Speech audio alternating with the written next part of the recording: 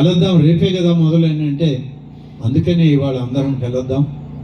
రేపు ఉదయం మొదలు పెట్టండి, ప్రతి బూత్లో మొదలు పెట్టండి. మండల నాయకులందరూ కూడా ఎవరికి వాళ్ళు మీ కమిటీలో ఉన్న 10 మంది 10 గ్రామాల నుంచి ఉన్నారు, అనుబంధ సంఘాలు మిగిలిన గ్రామాల నుంచి, అందరూ ప్రతి గ్రామం నుంచి ఒకరు మండల స్థాయి నాయకులు ఉన్నారు. అందరూ కూడా మొదలుపెట్టి మీకున్నటువంటి పార్టీ ఆధారమైనటువంటి ఐడి కార్డును మెడలో వేసుకొని మీరు ఆ కుటుంబాలను కలవండి. ఎవరి ఐడి కార్డు వాళ్ళది. బీజేపీ వాళ్ళు వాళ్ళ ఐడి కార్డు పెట్టుకుంటారు, జనసేన వాళ్ళు వాళ్ళ కార్డు పెట్టుకుంటారు, మనం పెట్టుకుంటాం. 3 కూటమి కాబట్టి ముగ్గురు అక్కడ కనపడతాం. ఆ కుటుంబం దగ్గరికి వెళ్దాం, వెళ్ళి జరిగినటువంటి విషయాలు, జరగబోయే విషయాలు అన్నీ వాళ్ళతో ప్రస్తావన చేసి వాళ్ళ దగ్గర ఆమోదాన్ని తీసుకొని అది మనం పై నాయకత్వానికి పంపిద్దాం. దీనిలో ఎక్కడ కూడా వెసులుబాటు లేదు, అందరూ చేయాల్సిందే. ఒకరోజు ఎవరికైనా ఒకవేళ ఒక పని పడింది, నేనున్నానయ్యా బాబు కార్యదర్శిగా నువ్వు చూసుకొని చెప్పచ్చు. లేదు మండల స్థాయి నాయకుడు ఆ ఊరిలో ఉంటే అయ్యా నువ్వు దగ్గరుండి ఈ 4గురిని తీసుకొని ఆ 10 ఏళ్ళకి ఈరోజు పోయిరా అని చెప్పచ్చు.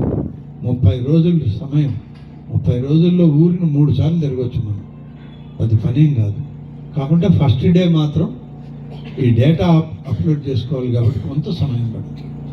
దయచేసి దీన్ని అందరం కలిసి పూర్తి స్థాయిలో చేయాల్సిన అవసరం ఉంది. మీకు కొన్ని వివరాలు ఇప్పుడు చెప్తాను. ఎన్నికల ప్రణాళికలో మొట్టమొదటిది ఎన్టీఆర్ భరోసా పెన్షన్. మీ అందరికీ తెలుసు, గతంలో ఉన్నటువంటి ప్రభుత్వం 5 సంవత్సరాలకి 2000 నుంచి 3000 దాకా వాయిదాల పద్ధతిలో తీసుకొచ్చింది.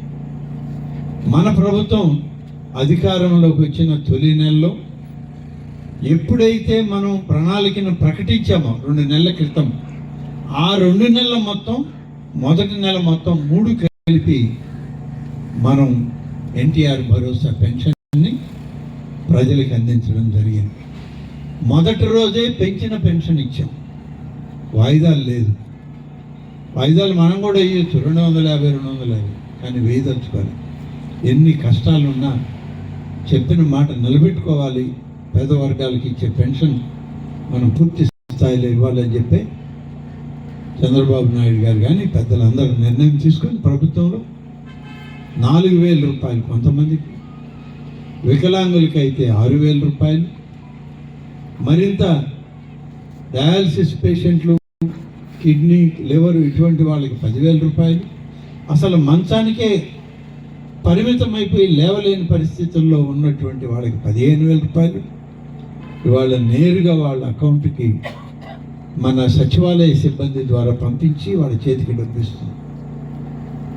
సంవత్సరానికి 34,000 కోట్ల రూపాయలు పెన్షన్లకి, ఇతర కార్యక్రమాలు ఖర్చు పెడుతున్నాము.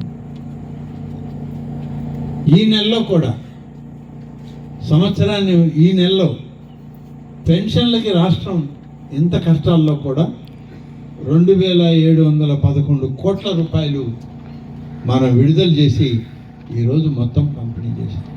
పంపిణీ మీ గ్రామాల్లో జరిగాయి, మీరందరూ చూస్తున్నారు. మీ కళ్ళ ముందే ఎవరికి ఇచ్చారో చూస్తున్నారు.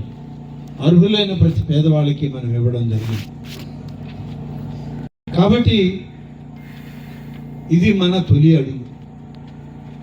చెప్పిన మాట నిలబెట్టుకున్నటువంటి తొలి మాటగా మనం ప్రస్తావన చేసుకోవచ్చు.